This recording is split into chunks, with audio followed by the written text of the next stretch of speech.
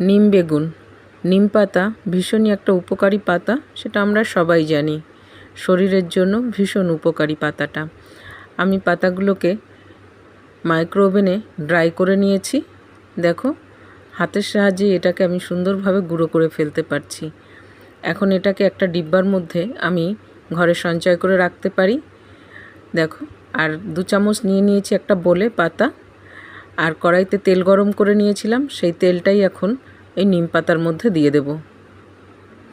এটাকে মিশিয়ে নেব। আমি নিম বেগুন করছি, আর যে তেলটা বেঁচে ছিল কড়াইতে তার মধ্যে বেগুনটা দিয়ে নুন হলুদ দিয়ে বেগুনটাকে খুব সুন্দর করে ভেজে নেব, একদম সফট করে নেব। দেখো, বেগুনটা ভাজা আমার হয়ে গেছে। এখন নিম বেগুনের করে নিচ্ছি, নিম পাতার মধ্যে দিয়ে জাস্ট মিশিয়ে নেব। সুন্দর করে মিশিয়ে নিলেই না, নিম পাতা কিন্তু আমার ডান। অবশ্যই ট্রাই করো।